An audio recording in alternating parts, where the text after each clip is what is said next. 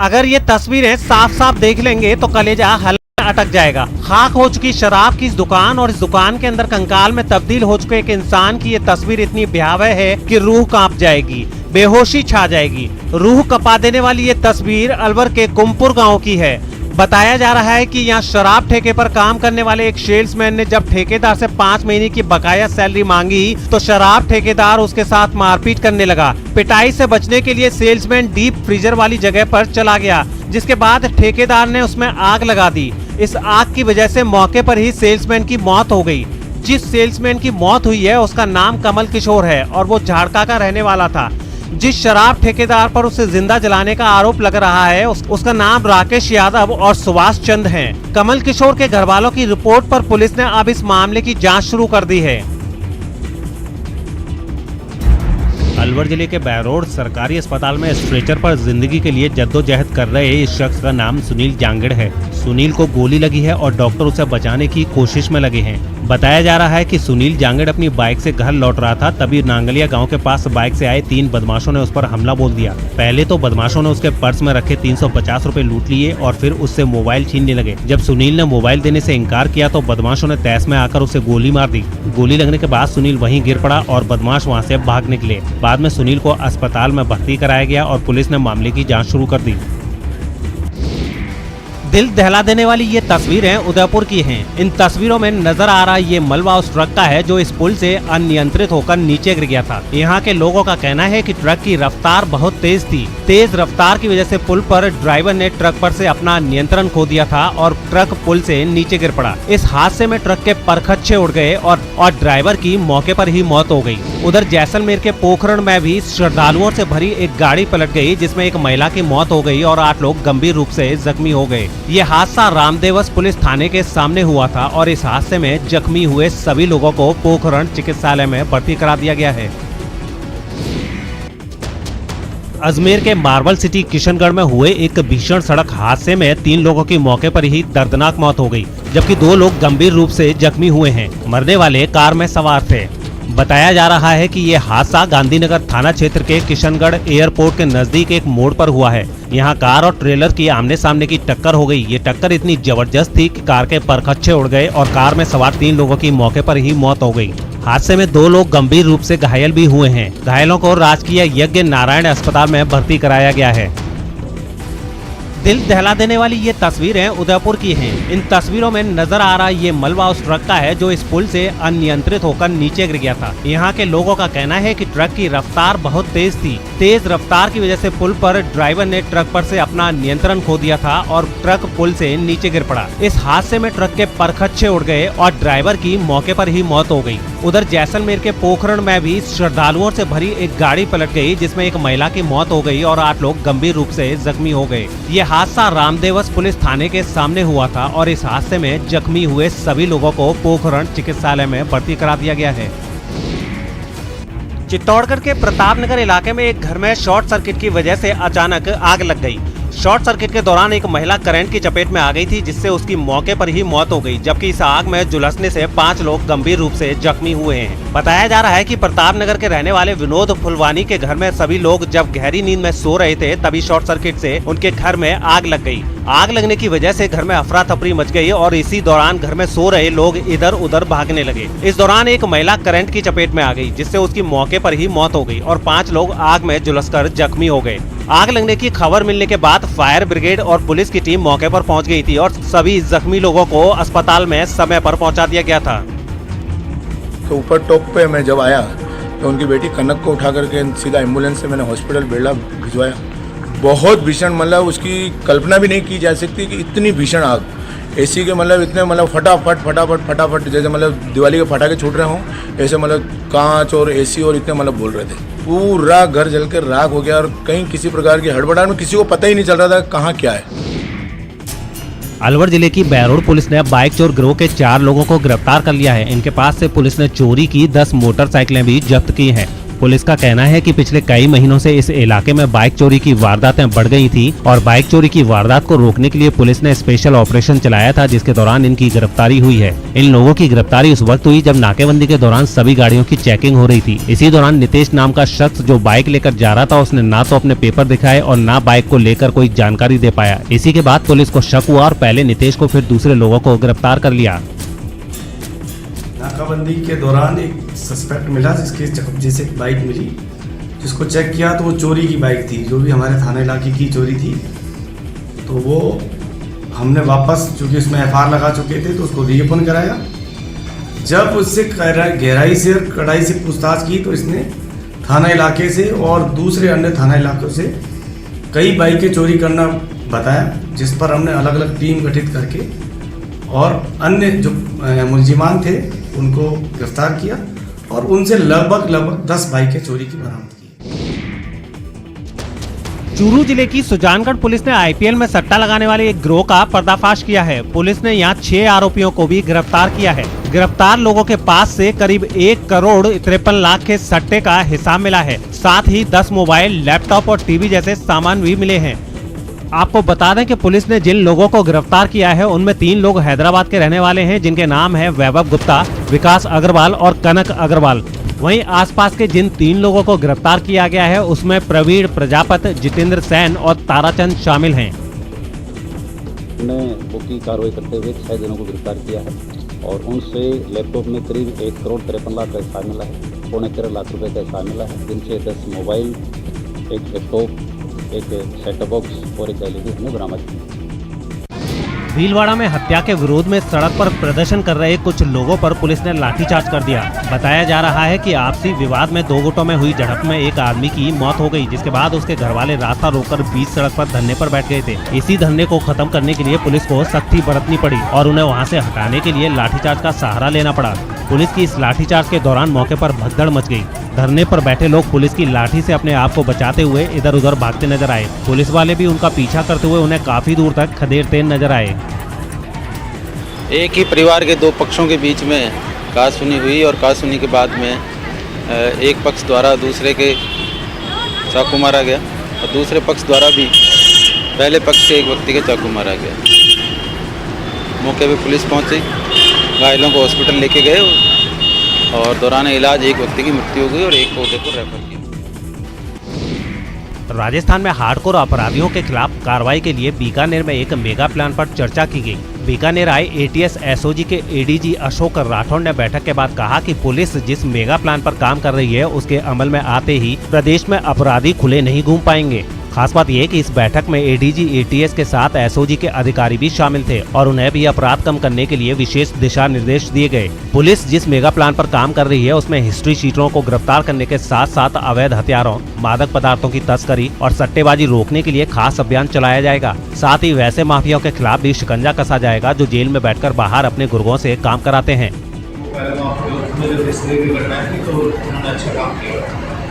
जानकारी में ये सारे तो हमारा यही है कि हम पर्याप्त साक्ष्य संकलन करें। उसके लिए हमारे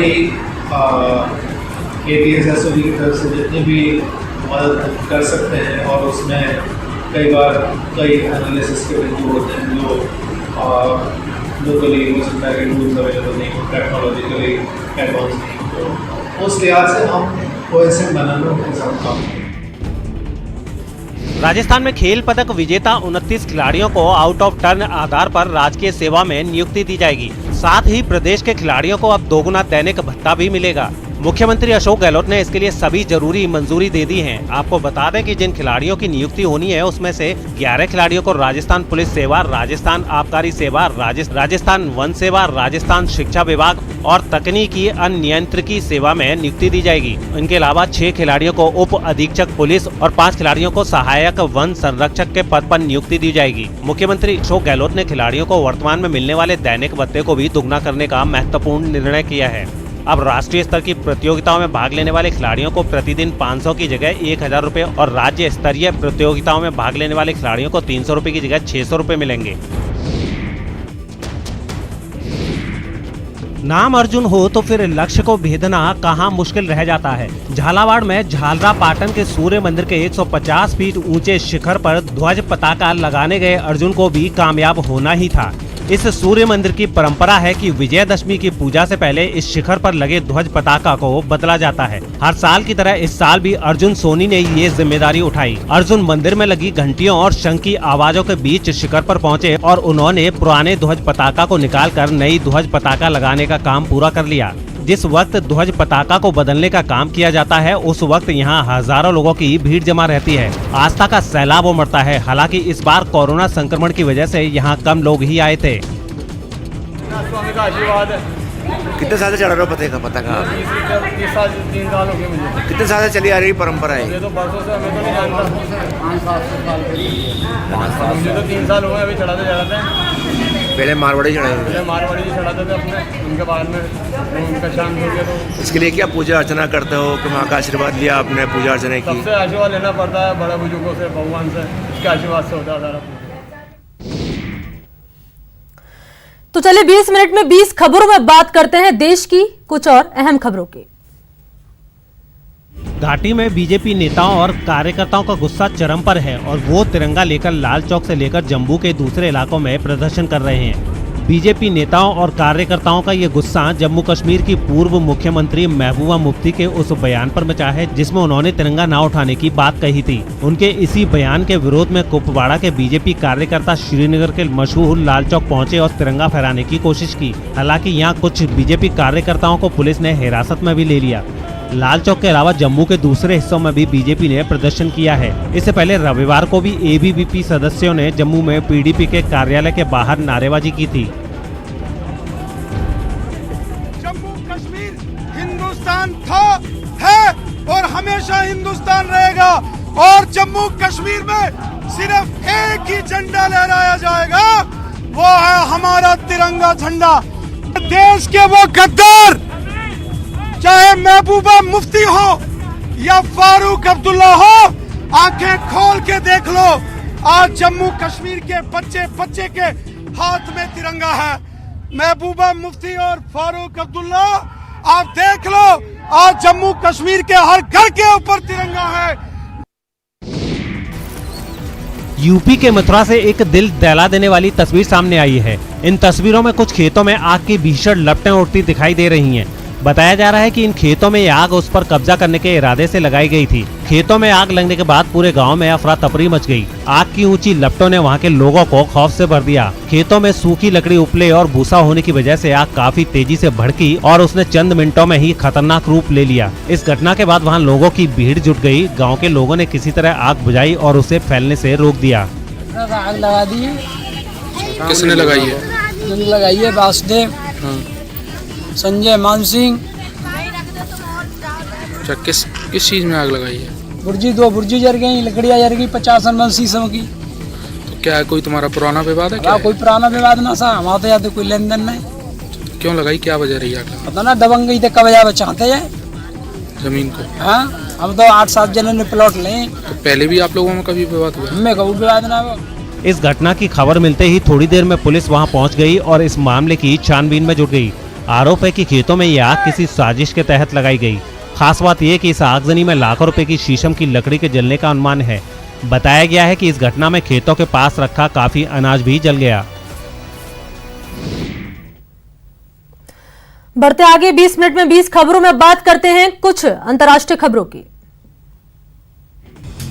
पाकिस्तान के प्रधानमंत्री इमरान खान के खिलाफ विपक्षी दलों की घेराबंदी जारी है। रविवार को दक्षिण पश्चिम बलूचिस्तान की राजधानी क्वेटा में 11 दलों के नेता फिर एक मंच पर नजर आए और हजारों लोगों की भीड़ में इमरान सरकार के खिलाफ हल्ला बोला। इस रैली में पाकिस्तान डेमोक्रेटिक मूवमेंट के अध्यक्ष फजलुर रहमान और गठबंधन के तमाम नेता मौजूद थे। इस रैली में मरियम नवाज ने जहां इमरान सरकार पर बलूचिस्तान के लोगों पर ज्यादती का आरोप लगाया, वहीं बिलावल भुट्टो ने वीडियो लिंक के जरिए लोगों से इमरान सरकार को उखाड़ फेंकने की अपील भी की।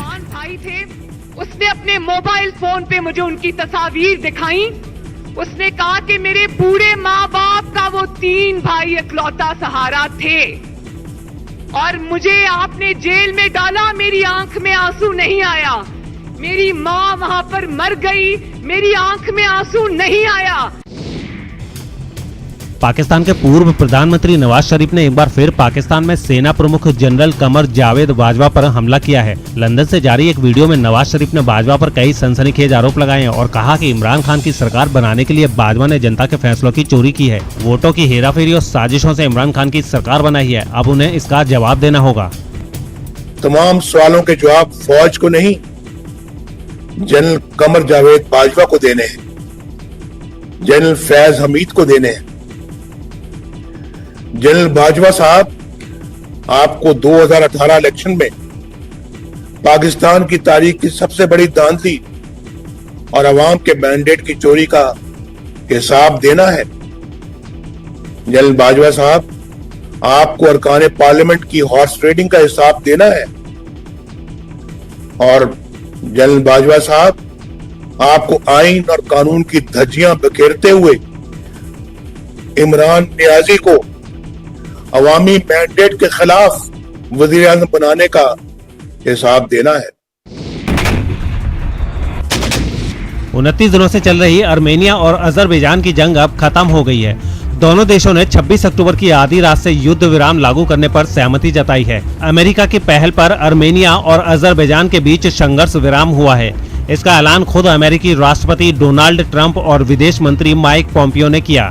अमेरिकी राष्ट्रपति डोनाल्ड ट्रंप ने अपने ट्वीट में लिखा है कि आर्मेनियाई पीएम निकोलस पशिन्यान और अजरबैजान के राष्ट्रपति इल्हाम अलीयेव को बधाई, जो आधी रात को प्रभावी ढंग से संघर्ष विराम का पालन करने के लिए सहमत हुए हैं। इससे कई लोगों की जान बचाई जा सकेगी। इससे पहले माइक पोम्पियो ने दोनों देशों के विदेश मंत्रियों से बात के बाद संघर्ष विराम का ऐलान किया था। आपको बता दें कि आर्मेनिया और अजरबैजान दो छोटे से देश हैं, लेकिन इन दोनों के बीच नारगोनो काराबाख को लेकर करीब 1 महीने से भीषण जंग चल रही थी, जिसमें अब तक दोनों ओर से करीब 5000 लोगों की मौत हो चुकी है।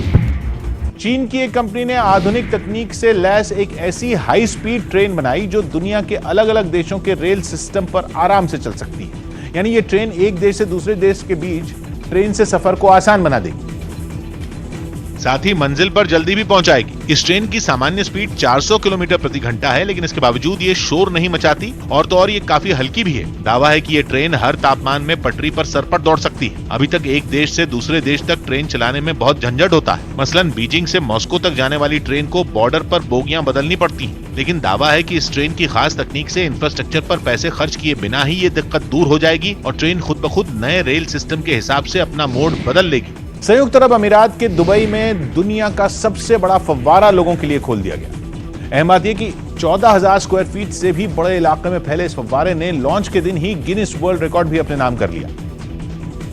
और एक शानदार कार्यक्रम में दुनिया का वो सबसे बड़ा फव्वारा अपने जलवे दिखाता नजर आया। 3, 2, 1, ladies and gentlemen, let's make history. Hands up in the sky, let's go! History! कुछ देर पहले तक जहां अंधेरा छाया हुआ था, फव्वारा चलते ही वहां रौनक लग गई। इतनी जोरदार आतिशबाजी शुरू हुई कि ऐसा लगा जैसे दिवाली मनाई जा रही हो। एक के बाद एक इतने पटाखे छोड़े गए कि पूरा आसमान जगमगा उठा। उनकी चमक मीलों दूर से ही नजर आने लगी। 3000 से भी ज्यादा रंग बिरंगी एलईडी लाइटों की रोशनी में फव्वारे से पानी की इतनी ऊंची ऊंची धाराएं उठी मानो वो आसमान को छूने की कोशिश कर रही हूं। बताया गया कि फव्वारा हवा में लगभग 350 फीट की ऊंचाई तक पानी की बौछार कर सकता है। और सिर्फ इतना ही नहीं, थोड़ी देर बाद उसने गाने की धुन पर नाचना ही शुरू कर दिया। दुनिया के इस सबसे बड़े फव्वारे की लॉन्च के मौके पर गाने बजाने का कार्यक्रम भी रखा गया, जहां अच्छी खासी तादाद में लोग पहुंचे। पश्चिम एशिया के देश कतर में 9 महीनों के बाद ऊंटों की रेस की गई। कोरोना संकट की वजह से फरवरी में होने वाली ये रेस टाल दी गई, लेकिन करीब 9 महीनों बाद रेस ट्रैक पर एक बार फिर ऊंटों की वापसी हुई, जिसकी कुछ तस्वीरें वहां के अल शाहनिया शहर से सामने आई। रेस ट्रैक पर दौड़ते ऊंटों के साथ सड़क पर कई गाड़ियां भी चलती नजर आईं। ऊंटों की रेस खाड़ी देशों की संस्कृति और विरासत का एक अहम हिस्सा है। यही वजह है कि कतर में 70 के दशक से ही पेशेवर तरीके से ऊंटों की रेस की जा रही है।